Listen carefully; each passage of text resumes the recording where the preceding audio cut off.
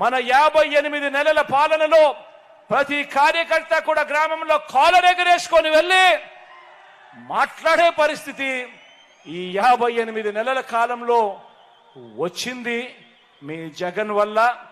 జరిగింది ఈ 58 నెలల్లోనే, జరిగింది మన వైఎస్ఆర్ కాంగ్రెస్ పార్టీ ప్రభుత్వంలోనే అని చెప్పడానికి గర్వపడతా ఉన్నా.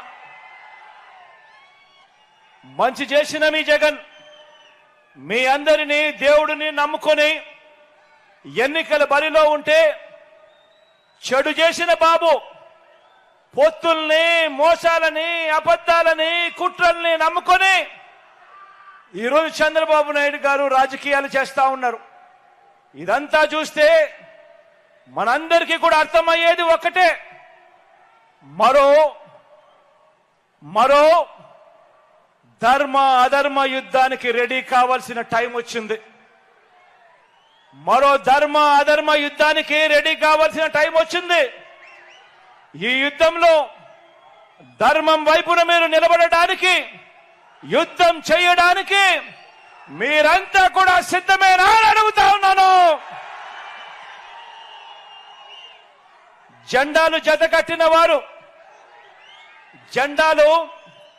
జతకట్టిన వారికి, జనం గుండెల్లో గుడి కట్టిన మనకు మధ్య జరగబోయే ఎన్నికల్లో ఎవరు ఏం చేశారో ఇంటింటికి వెళ్ళి చెప్పడానికి, ఇంటింటికి వెళ్ళి అర్థమయ్యేలా చెప్పడానికి, ఓటు అడిగేందుకు మీరంతా కూడా సిద్ధమేనా అని అడుగుతా ఉన్నాను. వారి చీకటి రాతల్ని, చీకటి పనుల్ని బట్టబయలు చేసేందుకు మనకు ఒక ఈనాడు, ఒక ABN, ఒక TV5 ఇలాంటి వారు మనకు తోడు లేరు. బాబు మాదిరిగా 4 ఎల్లో ఛానళ్లు, 2 పత్రికలు మనం పోషించడం లేదు. కానీ మనకు ఛానళ్లు లేకపోయినా సెల్ ఫోన్ ఉన్న ప్రతి ఒక్కరూ మనకు ఒక ఎడిటర్, సెల్ ఫోన్ ఉన్న ప్రతి ఒక్కరూ మనకు ఒక ఛానల్ ఓనర్. వారి చీకటి యుద్ధాన్ని, వారి సోషల్ మీడియా, ఎల్లో మీడియా అసత్యాల యుద్ధాన్ని ఎదుర్కొనే మహాసేనానులు మీరు. ప్రతి ఒక్కరూ వారి అబద్ధాల మీద యుద్ధం ప్రకటించడానికి సిద్ధంగా ఉన్నారా అని అడుగుతా ఉన్నాను.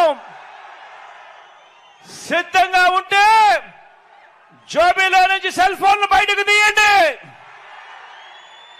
జేబులో నుంచి సెల్ ఫోన్లు బయటకు తీయండి. ఇందులో లైట్ బటన్ ఆన్ చేయండి. సెల్ ఫోన్లు బయటకు తీయండి, లైట్ బటన్లు ఆన్ చేయండి. ప్రతి ఒక్కరూ కూడా యుద్ధానికి సిద్ధమే అని చెప్పి గట్టిగా నిలదించండి.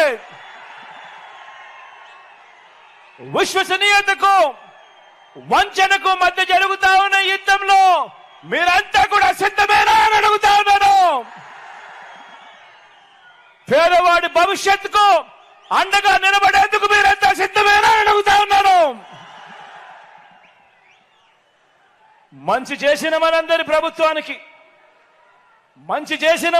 ప్రభుత్వానికి తోడుగా నిలబడడానికి 175కు 175 ఎమ్మెల్యేలను, 25కు 25 ఎంపీలను గెలిపించుకునేందుకు, పేదవాడి భవిష్యత్తుకు అండగా ఉండేందుకు, వెలుగుల బాట కొనసాగించేందుకు, ఈ రాష్ట్ర రూపురేఖలను మార్చేందుకు నేను సిద్ధం. మీరు సిద్ధమేనా